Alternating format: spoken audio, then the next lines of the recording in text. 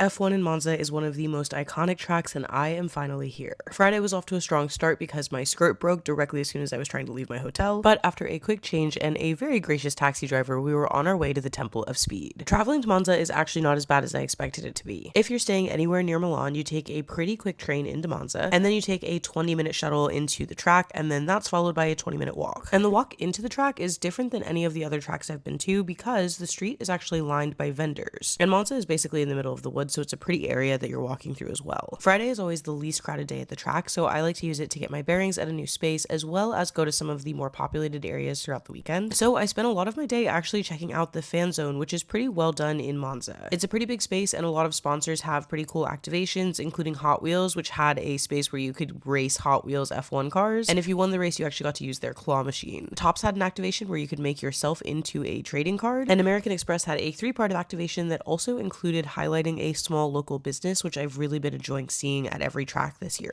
And of course, with Barilla being the official pasta sponsor of Formula One, you can get lasagna at the track now. I also spent some time at the fan zone watching Jonathan Wheatley and James Vowles speak, and one kind of fun spin that they did yesterday was they had the actual team principals play in a simulator against a fan, and James even gave the fan that he raced against a signed hat from Alex and Carlos. Both Jonathan Wheatley and James Vowles gave away hats to fans, and just for my first day in Monza, it felt like everything was focused on the passion of the fans and this track, which totally makes sense. This is also Kimi Antonelli's very first race in Monza, and they have a tent kind of dedicated to him and his career so far. And honestly, it was a little emotional going in there, and I know that sounds kind of silly, but they have his cart as well as a little bit of a tribute to his career so far, and they also have his racing suits all the way from karting to his seat at Mercedes now. Kimi is having a tough season, but I think there's so much of raw talent there and excitement that it's really cool to see his hometown kind of celebrating him, and also just seeing the sort of journey to where he is now was really cool. Both my grandstand and the general admission area had a ton of people in them just for free practice sessions, and of course there was collective disappointment and kind of sadness for Kimi when he went off track, as well as constant cheers for Lewis Hamilton and Charles Leclerc. I think the coolest thing about this track so far is that if this was the energy on Friday, I can't imagine what it's going to be like to be surrounded by Tifosi the rest of the weekend. Taking the shuttle back was a little crowded even just for a Friday, but luckily at least yesterday the line moved pretty quickly. I will say that the hardest part of getting back to the track was not the shuttle but the train, and that is only because it was very confusing the way that security was telling you where to go. As you can probably tell, my allergies are acting up. I have about 1,000 bug bites and the sun is incredibly hot and intense here. But the Temple of Speed is a track that I feel like you have to go to at least once, and I'm so excited to see how the rest of this weekend feels surrounded by people in red. Because as we know, everybody's a Ferrari fan, and there's no cooler way to experience that than to be at a home track.